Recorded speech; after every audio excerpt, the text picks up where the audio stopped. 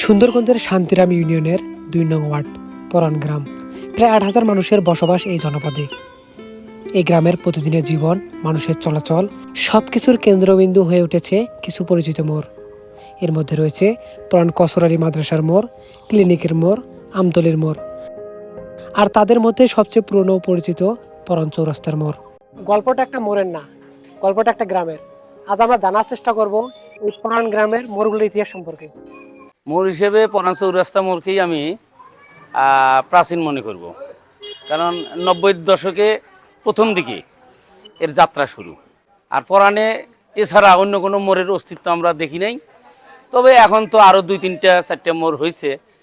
Clinic মোড়টা যেটা আছে, এটা যাত্রা কতদিন? না, এটা তো এই কয়েকদিন হলো। ক্লিনিক যখন হয়েছে ওই সময়ই আর কি, যে রাস্তাটার মাটি কাটা হইলো কাদের খান সাহেবের আমলে, এমপি কাদের খান, সেই আমলে আর কি। ওটা তো এই যে রাস্তা পাটর হিসেবে রাস্তা উদ্বোধন করলাম, তারপরে দোকান ২-৪টে উঠছে। আমতলির মোড় তো সেদিন জন্ম, এটা মনে করেন যে শিশু। পরান চৌরাস্তা মোড় এটা শান্তিরাম ইউনিয়নের ২ নং ওয়ার্ডের একটা প্রাচীনতম মোড়। এটা যাত্রা শুরু হয় ১৯৯৪ সাল থেকে ১৯৯৫-র মধ্যেই। এখানে প্রথম যে ব্যক্তি দোকান দিয়েছিল তার নাম হচ্ছে রিয়াজুল ইসলাম। ওনার দোকানের লোকেশনটা সম্ভবত এই যে বর্তমান যে জায়গায় ভাঙা ঘরটা দেখা যাচ্ছে এইটা অথবা এর পিছনে ছিল আর কি। প্রথম পর্যায়ে এই মোড়টার নাম ছিল ভাটিয়ার মোড় হিসেবে পরিচিত ছিল। পরবর্তী আমরা সব ব্যবসায়ীরা এটাকে পরান চৌরাস্তা মোড় হিসেবে চিহ্নিত করেছি আর কি। একসময় এই মোড়গুলোর শুরুটা ছিল খুবই সাধারণ। একটি নরবরে ছোট দোকান, মাটির রাস্তা, আর হাতে গোনা কিছু মানুষের আনাগোনা।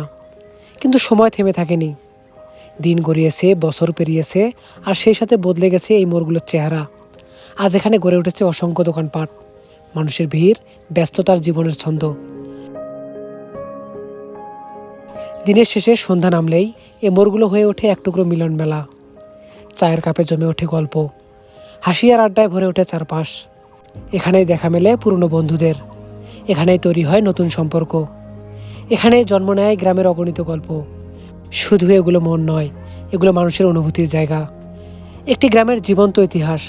সময় বদলেছে এই মোড়গুলোর চেহারা, কিন্তু মানুষের টানটা আজও ঠিক আগের মতোই রয়ে গেছে।